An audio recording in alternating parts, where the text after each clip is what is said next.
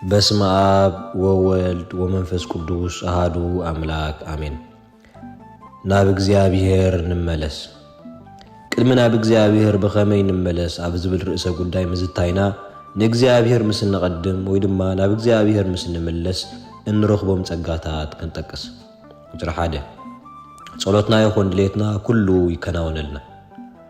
ኣብ ቅድሚ እግዚአብሔር ከኣብ ሞገስ ንረክብ ካብ ሓጢኣት ከይተመለስና እንልሙነ ግና ጥቕሚ የብሉን።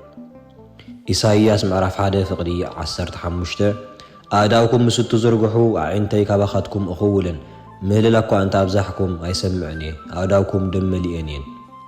ስለዚ መጀመርታ ብልብና ንመለስ ሽዑ መስዋእቲ ንቐርብ።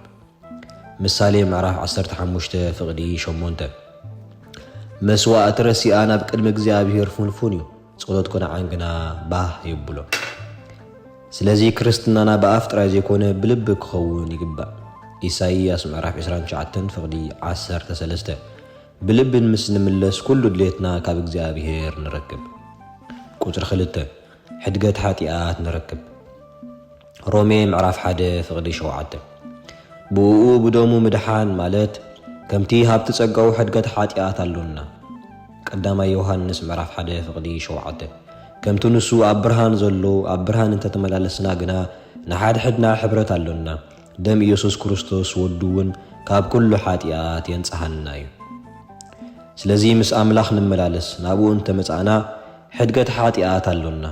ሽዑ ምጽሞ ንሓድሕድና ንማጎት ይብል እግዚአብሔር። ሓጢኣትኩም ከም ጆኩ እንኳ እንተቐይሐ ከም በረድ ክጽዕዱ ከም ዝዋዕውዕ እኳ እንተቐይሐ ከም ጻዕዳ ጸምሪ ክኸውን እዩ። ኢሳይያስ ምዕራፍ 1 ፍቕዲ 18 ቁጥሪ 3 ሰላም ንረክብ። ብሰንኪ ሓጢኣት ኣጥፊእናዮ ዝነበርና ሰላም ከምኡውን ዘይምርግጋእ ናብ እግዚአብሔር ምስ እንምለስ ሰላማዊ ህይወት የለወና። ሰላም ካብ እግዚአብሔር ተፈሊኻ ክርከብ ኣይከኣልን። ምኽንያቱ ሰላም ፍረ ናይ መንፈስ ቅዱስ እዩ። ዘማሪ ዳዊት ንሱ ንነፍሰይ የህድኣ መዝሙር ዳዊት ምዕራፍ 23 ፍቕዲ 3 ናይ ነፍስና ምልኣተ ዕረፍቲ ኣብ እግዚአብሔር ዝርከብ ምዃኑ ገለጸ። ቁጥሪ 4 ናይ ዘለዓለም ህይወት ንረክብ። ሓጢኣት ናብ ሞት እዩ ዝመርሕ፣ ንስሓ ግና በንጻሩ ናብ ህይወት ይመርሕ። ስለዚ ናብ እግዚአብሔር ምስ እንምለስ ካብ ሞት ናብ ህይወት፣ ካብ ባርነት ናብ ናጽነት፣ ካብ ጸልማት ናብ ብርሃን ኢና እንሰጋገር። ዓስቢ ሓጢኣት ሞት እዩ። ውህበት ጸጋ ኣምላኽ ግና ብክርስቶስ ኢየሱስ ጎይታናን ናይ ዘለዓለም ህይወት እዩ። ሕጂ ግና ካብ ሓጢኣት ሓራ ስለ ዝወጻእኹም ንኣምላኽኩምን ስለ ዝተገዛእኹምዎ ፍሬኹም ንቅድስና ኮይኑ ኣሎ። መወዳእትኡ ከዓ ናይ ዘለዓለም ህይወት እዩ። ሮሜ ምዕራፍ 6 ፍቕዲ 22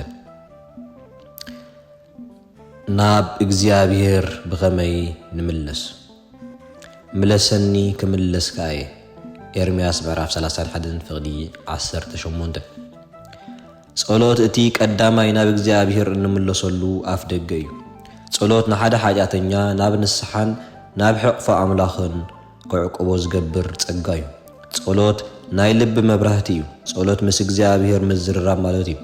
ጸሎት ናብ እግዚአብሔር እንዓርገሉ መሳልል እዩ። ሓጢኣት ዝኸበዶ ሰብ እንታይ ይገብር? ምለሰኒ ክምለስካ እየ ኢሉ ይጸሊ። ማር ይስሐቅ ሓደ ሰብ ብዘይካ ብጸሎት ናብ ንስሓ ዝእቱ ካልእ ማዕጾ ኣሎ እንተበለ እዚ ብሰይጣን ዝተታለለ እዩ በለ። እምበኣርከስ እንታይ ንጽበልና?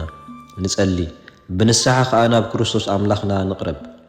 ንሱ ከዓ ምለሰኒ ክምለስካ እየ ኢሉ ክገዕር ከሎ ኣጸቢቐ ሰማዕኽዎ።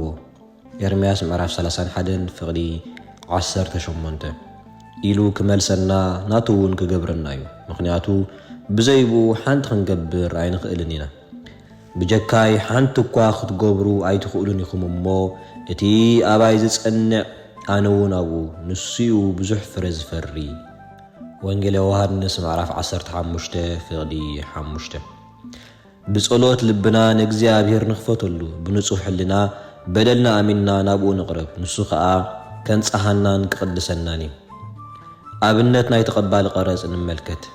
ወንጌል ሉቃስ ምዕራፍ 18 ፍቕዲ 13 ንሕና እውን ሕጂ ክንጽልዮ ዝግብኣና ጸሎት እዚ እዩ። ካብ ኣበሳይ ኣጸቢቃ ሕጸበኒ ካብ ሓጢኣተይ ኣጽሬኒ ኣነ ኣበሳይ ይፈልጥ ኣለኹሞ ሓጢኣተይ ኩሉ ግዜ ኣብ ቅድሚ እዩ መዝሙር ዳዊት ምዕራፍ 51 ካብ ፍቕዲ 2 ክሳብ 3 ጸሎት ናብ እግዚአብሔር ንቕርቦ መስዋዕት እዩ ምስ እግዚአብሔር ንዝተባእሰ ወይ ድማ ንዝኣበሰ መተዓረቕ እያ ጸሎት ናብቲ ዝዓበየ ክርስትናዊ ትሕትና እትምርሕ መንገዲ እያ ጸሎት ንኽፉእ ሓሳብ እተርሕቕ ሴፍ እያ ጸሎት ኣጋንንቲ ዝፈርሕዋ እተርዕዶም መንፈሳዊት ዕጥቂ እያ ብጸሎት መንፈሳዊ ሓይሊ ንረክብ እምበኣርከ ንኣምላኽ ተገዝእዎ ንዲያብሎስ ግና ተጻረርዎ እሞ ንሱ ካባኻትኩም ካሃድም እዩ ያዕቆብ ምዕራፍ 4 ፍቕዲ 7 ብዘይ ጸሎት ንኣምላኽ ክንግዛእ ኣይንኽእልን ኢና ኣብ ግዜ ጸሎት ፍጹም ባዶ ምዃንና ፈሊጥና ኣብ ቅድሚ ልዑል ኣምላኽ ብፍጹም ትሕትናን እምነትን ንቕርብ ኣብ ጸሎትካ ንስኻ ድለዮ ኣምላኽ ከዓ ከኣልን ወሃብን ልዑልን ከም ዝኾነ ኣሚንካ ቅርብ ኦ እግዚኣብሔር ድምፀይ ስምዓዮ ኣባኻ እምህለል ኣለኹ መሓርኒ እሞ መልሰለይ ልበይ ኣብ ክንደኻ ኮይኑ ንገጸይ ደለይዎ ይብል ኣሎ ኦ እግዚኣብሔር ንገጽካ ደልዩ ኣለኹ ገጽካ ይትሕብኣለይ ንባርያኻ ብቁጣዓ ኣይትደርብዮ ንስኻ ረዳተይ ኢኻ እሞ ኦ ኣምላኽ ድሕነተይ ኣይትጠንጥነኒ ኣይትሕደገኒ እናበልካ ከም ንጉስ ዳዊት ጸሊ ንጸሎት ኣብ ቅድሚ እግዚአብሔር ኣብ ንቆመሉ ብሕቶ ኣይንጀምር ኣቐዲምና ምስጋና ውዳሴ ውዕለት እግዚአብሔር እናዘከርና ነመስግን ክብርን ልዕልናን እግዚአብሔር እናዘከርና ስለ ውዕለቱ ንወድስ ድሕርዚ ናብ ድሌትና ክንኣቱ ንኽእል ኣብ ንልምኖ ኩሉ ከዓ ከም ዝተዋሃብና ንእመን ተጠራጠርቲ ክንከውን ኣይግባእን ተጠራጠርቲ ገለ እኳ ኣይረኽቡን እዮም ኣብ ጸሎትና ምስ እግዚአብሔር ከም ዘለና ኣይንረስዕ ሓሳብና ናብ ካልእ ሓላፍን ግዜያዊ ነገር ኣይንግበር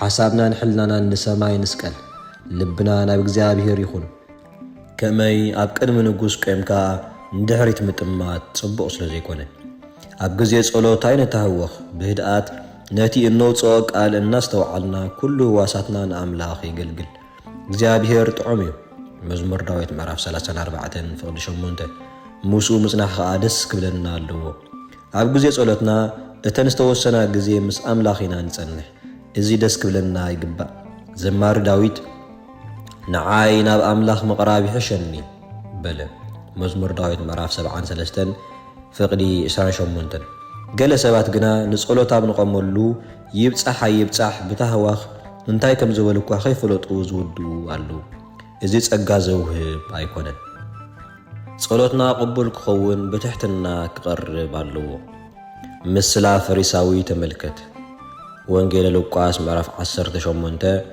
ካብ ፍቕዲ 14 ምንጭና ካብ ጉዕዞ ናብ እግዚአብሔር እትብል መጽሓፍ ብቤት ትምህርቲ ሰንበት ደብረ ሳህል ቅዱስ ሚካኤልን አቡነ አረጋውን ቤተ ክርስቲያን ካርቶም እዩ ስብሃት ለእግዚአብሔር ወለወላዲቱ ድንግል ወለመስቀሉ ክቡር አሜን